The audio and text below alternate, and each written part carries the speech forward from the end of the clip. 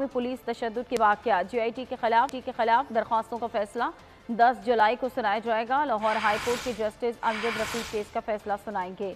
Justice Tariq की सरबराही में 3 रुकनी bench ने महफूज किया था ये फैसला जो सुनाया गया है। ज़मान पाक में पुलिस तशद्दुद के वाक़यात पर महफूज फैसला 10 जुलाई को सुनाया जाएगा। अब्दुर्रहमान इस बारे में मज़ीद आगाह करेंगे। जी बताइएगा अब्दुर्रहमान।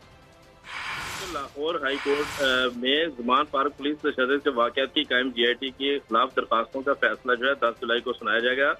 फुल बेंच के फाजल रुकन जस्टिस मोहम्मद अमजद रफीक जो है केस का फैसला सुनाएंगे। इस हवाले से बाज़ाब्ता तौर पर साजिश भी जारी कर दी गई है।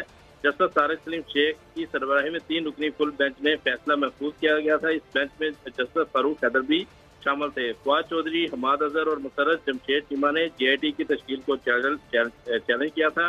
दरखास्तदारों के वकील जफर इकबाल मंगन दलाइल देते रहे। उन्होंने मौका अख्तियार किया था कि ज़मान पार्क के वाक़यात पर PTI वर्करों के खिलाफ दहशत गर्दी के बेबुनियाद मुकदमात बनाए गए।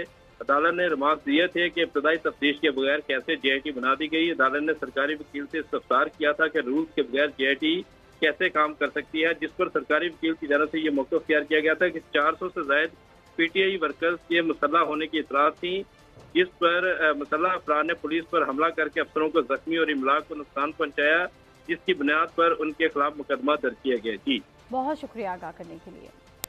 कराची से अहम खबर आप तक पहुंचाएंगे। पटेल पाड़ा के मकीन